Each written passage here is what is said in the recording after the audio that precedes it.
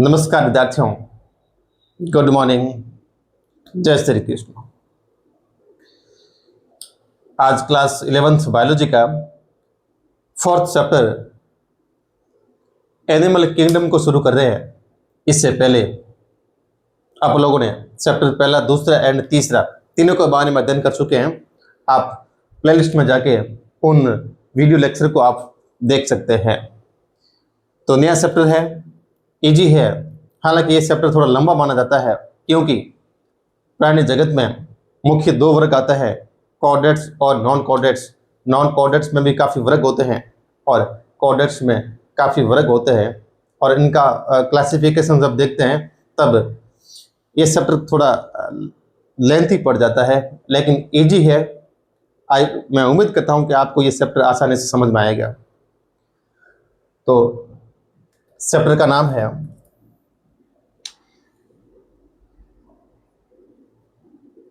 प्राणी जगत, animal kingdom.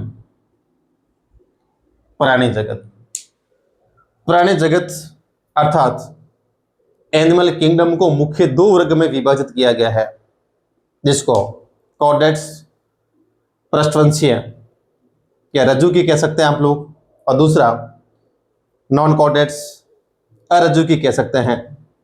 Chordates का अर्थ होता है कि वे प्राणी जिसके शरीर में कशरुक दंड अर्थात रीढ़ की हड्डी पाई जाती है उसको सामान्यतः कॉर्डेट्स कहते हैं, और वे प्राणी जिसमें रीढ़ की हड्डी अर्थात इसका दूसरा नाम अपन नोटोकॉर्ड भी कह सकते हैं, नोटोकॉर्ड अनुपस्थित होती है, इसको सामान्यतः नॉन कॉर्डेट्स भी कहते हैं।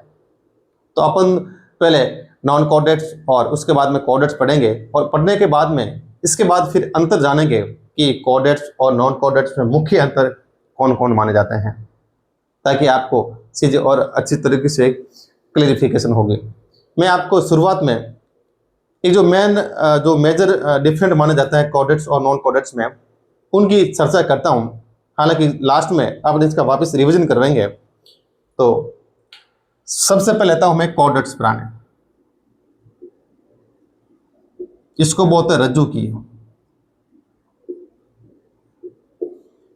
और दूसरी साइड लेते हैं अपन नॉन कॉर्डेट्स अरज्जुकी। इसको पृष्ठवंशी कहते हैं, इसको अपृष्ठवंशी भी कहते हैं। मेजर डिफरेंट की बात करते हैं तो सबसे पहले लेते हैं अपन जो कॉर्डेट्स प्राणी होते हैं उनमें नोटोकॉर्ड अर्थात पृष्ठ रज्जुक उपस्थित होती है। जो कॉर्डेट्स प्राणी होते हैं इनमें नोटोकॉर्ड अर्थात पृष्ठ रज्जुक पृष्ठ सतह पर अपन कह सकते हैं कि ये जो नोटोकॉर्ड है जो पाई जाती है, जबकि बात करते हैं जो नॉन कॉर्डेट्स होते हैं उसमें नोटोकॉर्ड अर्थात पृष्ठ रज्जुक अनुपस्थित होती है। ये इसका मेन कारण माना जाता है। और बात करते हैं जैसे जो पृष्ठवंशीय प्राणी होते हैं उसमें केंद्रीय तंत्रिका तंत्र की बात करते हैं, इसको बोलते हैं CNS बात करते हैं, सेंट्रल नर्वस सिस्टम की बात करते हैं। ये कैसा होता है, तो ये कहाँ होता है, ये होता है पृष्ठ सतह पर और पृष्ठीय होता है, और ये होता है सिंगल एकल और खोखला होता है। ये केंद्रीय तंत्रिका तंत्र की विशेषता है, कहाँ होगा, पृष्ठ सतह पर होगा, और एकल सिंगल फॉर्म होता है और खोखला होता है। जबकि यहां बात करें तो यहां केंद्रीय तंत्रिका तंत्र होगा आपके अधर सतह पर, अधरी सतह पर होता है, डबल होता है और सॉलिड ठोस अवस्था में होता है। तो ये इसका सेकंड मेजर कारण माना जाता है। केंद्रीय तंत्रिका तंत्र की बात करें तो ये कॉर्डेट्स में पृष्ठीय सतह पर होते हैं, इसको डोर्सल कहते हैं, सिंगल फॉर्म होता है और खोखला होता है। जबकि यहाँ बात करें या वेंट्रल सतह पर होता है, सिंगल होता है और सॉलिड फॉर्म में होता है। और बात करें यदि हार्ट की बात करते हैं, यदि हार्ट की बात करते हैं तो जितने भी प्रकार के कॉर्डेट्स प्राणी होते हैं उनका हार्ट अधर सतह पर होता है।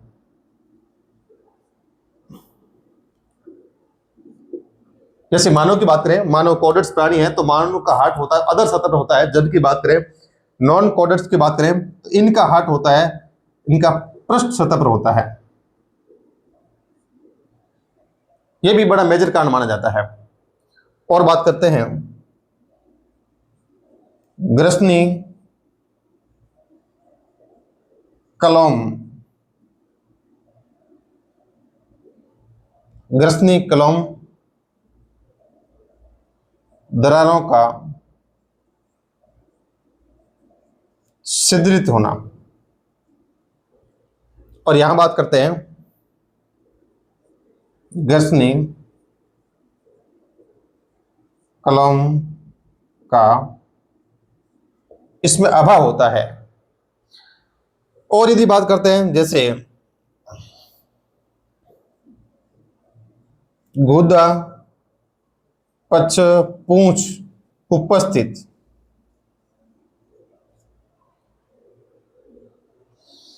उपस्थित जबकि यहां अनुपस्थित होती है, यहां अनुपस्थित होती है। तो ये मेजर कारण है। आपको एग्जाम में कॉर्डेट्स और नॉन कॉर्डेट्स के बारे में अंतर पूछ सकते हैं। तो हालांकि मैंने शुरुआत में बताया है, चैप्टर के आखिर में अपन वापस इसकी मैं चर्चा करूंगा कि कॉर्डेट्स और नॉन कॉर्डेट्स में मुख्य अंतर क्या होते हैं। अब अपन शुरू करते हैं नॉन कॉर्डेट्स प्राणी।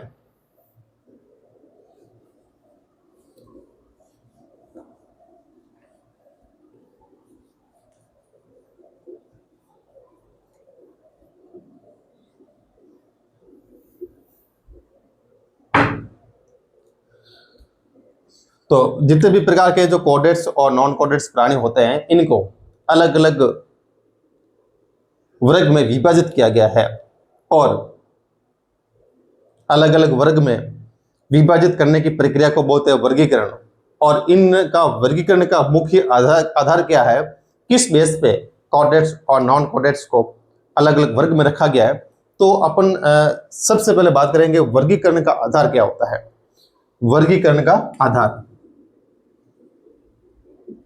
वर्गीकरण का आधार की बात करते हैं, किस आधार पर कॉर्डेट्स और नॉन कॉर्डेट्स को अलग अलग वर्ग में विभाजित किया गया है। तो इसमें अलग अलग बेस है। उन बेस की चर्चा करने के बाद फिर अपन एक एक वर्ग को उठाएंगे। तो पहला बात करते हैं शारीरिक संगठन के आधार पर, शारीरिक संगठन के आधार पर। तो वर्गीकरण का जो पहला बेस माना जाता है, पहला आधार माना जाता है वो है शारीरिक संगठन। तो अपन सबसे पहले बात करते हैं नॉन कॉर्डेट्स में कौन कौन से वर्ग हैं, उनका शारीरिक संगठन किस स्तर तक बना होता है। तो बात करते हैं सबसे पहले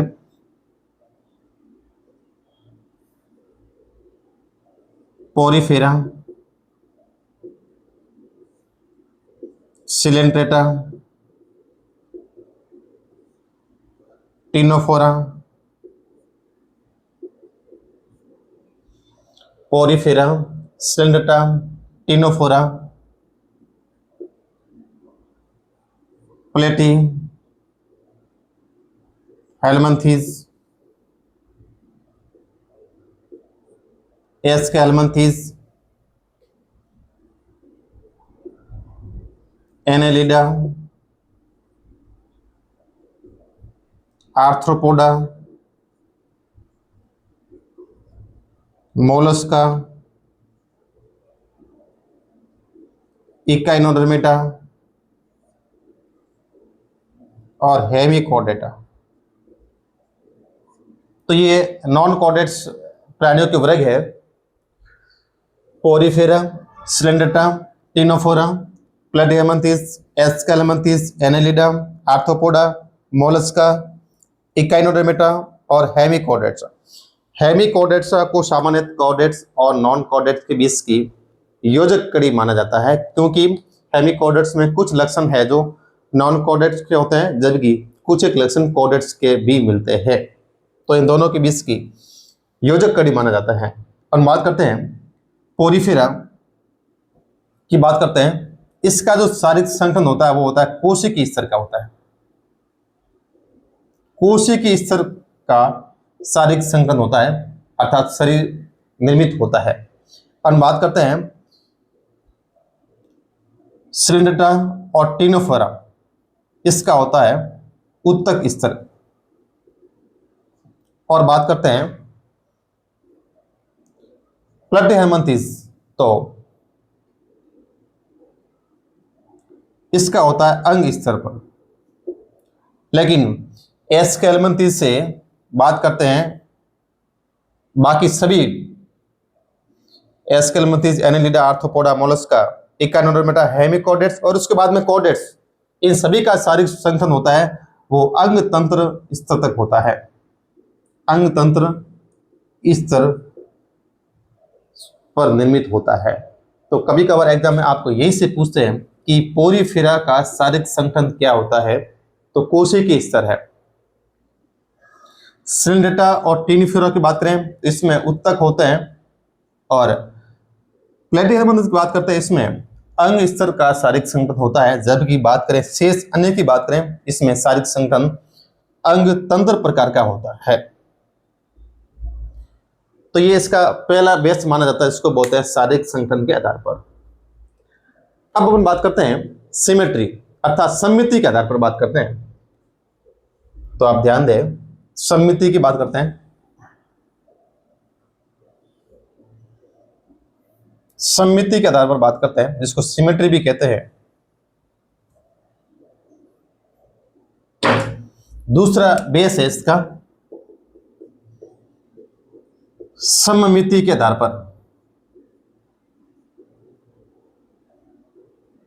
इसको सिमेट्री कहते हैं।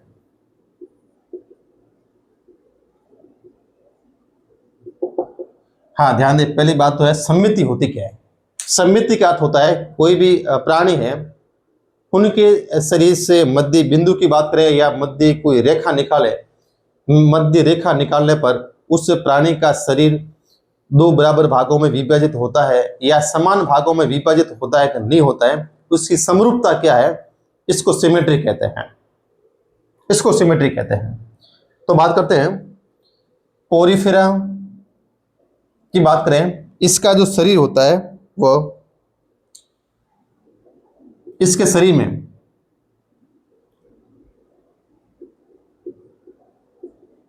असममित पाई जाती है।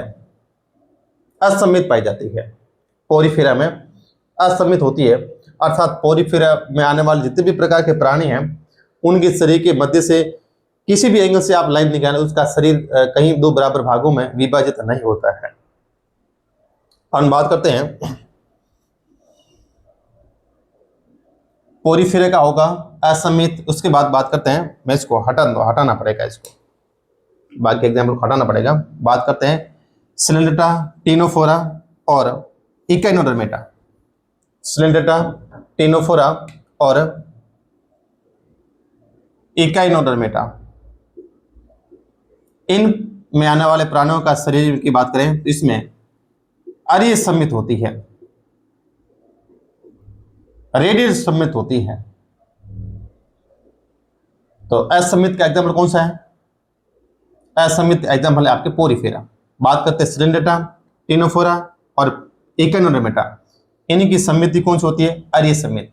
अब हम बात करते हैं शेष, जैसे प्लेटिहेल्मिन्थेस से लेके और उसके बाद में कॉर्डेट्स वगैरह जितने भी प्राणी होते हैं, इन सभी में शेष की बात करता हूं मैं। शेष इन सभी में द्विपार्श्व सममित पाई जाती है। द्विपार्श्व सममित पाई जाती है, अर्थात शरीर के बीच में से लाइन निकाले तो शरीर समान दो भागों में विभाजित होता है। शरीर के मध्य से यदि बराबर एक लाइन निकाले तो शरीर को दो समान भागों में विभाजित करते हैं, इसको बोलते हैं द्विपार्श्व सममित। तो सममित आप सिमेट्री भी आपको याद रखनी है। पोरीफेरा की बात करें, इसमें कोई सममित नहीं होती है। सिलेंड्रेटा, टिनोफोरा और एकाइनोडर्मेटा इसकी बात करें तो इसमें अरे सममित होती है। और शेष प्लेटिहेल्मिन्थेस, एस्केल्मिन्थेस, एनालिडा, आर्थ्रोपोडा, मोलस्का और उसके बाद में कॉर्डेट्स, इन सभी में द्विपार्श्व सममित पाई जाती है। तो इसका सेकंड बेस माना जाता है। अब हम बात करते हैं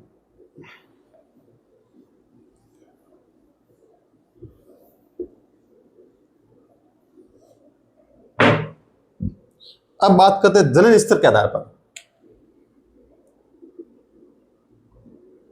जनन स्तर,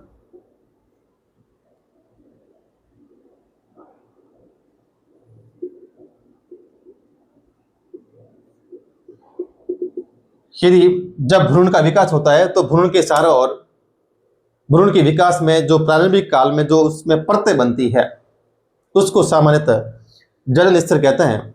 जिसमें बात करते हैं, इसमें मुख्यतः भ्रूण की बात करें तो द्विस्तरीय और त्रिस्तरीय बनते हैं। जब भ्रूण के विकास में बाहर यदि दो परतें बनती है तो इसको बोलते हैं द्विस्तरीय, जिसमें एक्टो और एंडो दो परतें बनती है। जबकि त्रिस्तर की बात करें जिसमें एक्टो, एंडो और मीजो डर्म तीनों जनन स्तर बनते हैं। और फिर इन तीनों ही जनन स्तर से अलग अलग अंगों का निर्माण होता है। तो बात करते हैं सबसे पहले द्विजनन स्तर। द्विजनन स्तर की बात करें तो ये किस में होता है? ये होता है आपके पोरीफेरा, सिलेंड्रेटा और टिनोफोरा, इनमें द्विजनन स्तर होता है। जबकि शेष की बात करें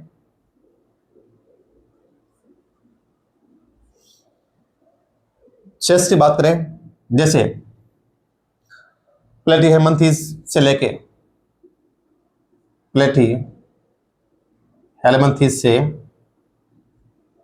कॉर्डेट्स की बात करें कॉर्डेटर तक तीन जनन स्तर होते हैं। बात करें इस जनन स्तर में सबसे बाहर होगा ना, सबसे बाहर उसका नाम होगा एक्टोडर्म, ये सबसे बाहरी जनन स्तर है।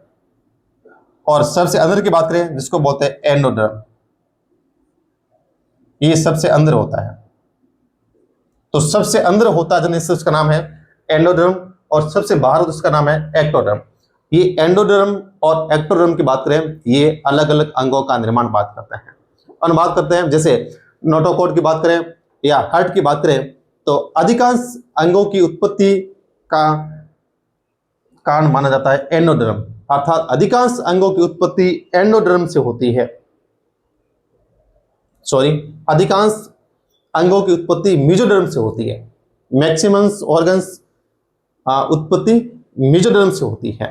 तो जितने भी जनन स्तर होते हैं इन सभी से अलग अलग अंगों का निर्माण होता है। त्रिजनन स्तर की बात करें प्लेटिहेल्मिन्थेस से स्टार्ट होता है और लास्ट कॉर्डेट्स तो होता है। इसमें जनन स्तर तीन होते हैं। सबसे बाहरी का नाम है आपके एक्टोडर्म और सबसे अंदर होता है जिसका नाम है एंडोडर्म, ये सबसे बाहर है, सबसे बाहर,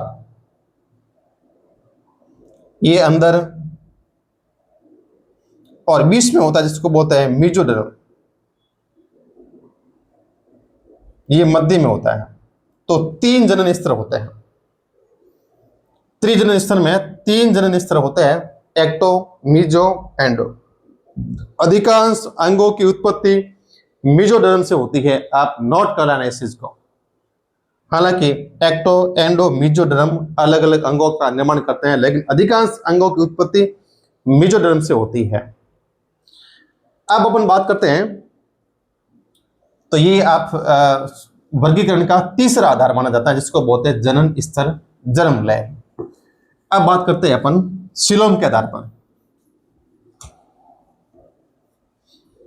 सीलोम को गुहा भी बोलते हैं, सीलोम को गुहा भी बोलते हैं, गुहा, सिलोम, इसको कैविटी भी बोलते हैं सिलोम के आधार पर। हाँ ध्यान दें, ये सिलोम एक्चुअली में है क्या? तो सिलोम होती है शरीर भित्ति, शरीर भित्ति व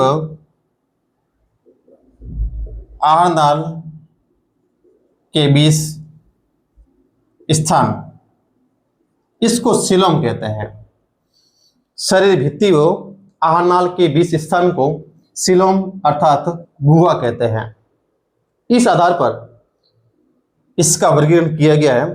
तो इसमें मुख्यतः 3 प्रकार के सिलोम होती हैं। एक को बोलते हैं अगुह्य, जिसको बोलते हैं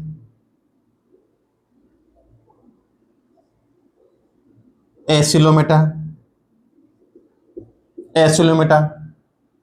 एक को बोलते हैं कूट, कूट गुह्य, जिसको बोलते हैं सीडो सिलोमेटा। एक को बोलते हैं गुह्य, इसको बोलते हैं यूसिलोमेटा। ये वास्तविक है, ये वास्तविक प्रकार की गुहा होती है, जिसको बोलते हैं यूसिलोमेटा। तो बात करते हैं अगुह्य, शरीर भित्ति व आहारनाल के बीच में कोई स्थान नहीं होता है, इसको बोलते हैं अगुह्य एसिलोमेटा। कूट गुह्य, इसमें थोड़ा स्थान होता है। और वास्तविक स्पेस की बात करें तो वो होता है यूसिलोमेटा में, जिसको वास्तविक सिलोम कहते हैं। इसके एग्जाम्पल की बात करें, आपके एग्जाम में यहाँ से सीधे ही एग्जाम में प्रश्न पूछेंगे कि एसिलोमेटा के एग्जाम्पल बताइए, सीडोसिलोमेटा के एग्जाम्पल और वास्तविक सिलोम के एग्जाम्पल। तो बात करें इसमें, इसका एग्जाम्पल है आपके प्लेटीहेलमिन्थेस। प्लेटीहेलमिन्थेस में शरीर भित्ति और आहारनाल के बीच में कोई स्थान नहीं होता है, इसको बोलते हैं अगुह्य प्लेटीहेलमिन्थेस। और बात करें इसका एग्जाम्पल है एस के हेलमिन्थेस, एस के हेलमिन्थेस। और इसका एग्जाम्पल है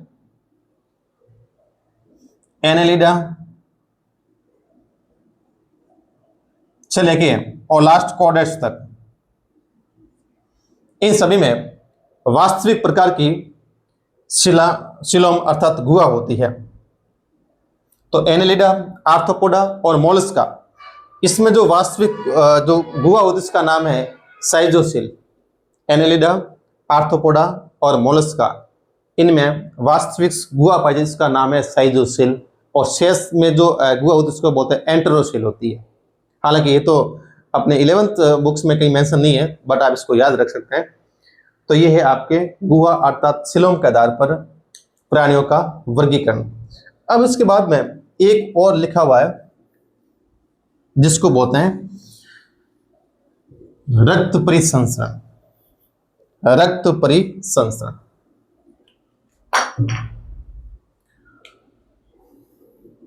बात करते हैं रक्त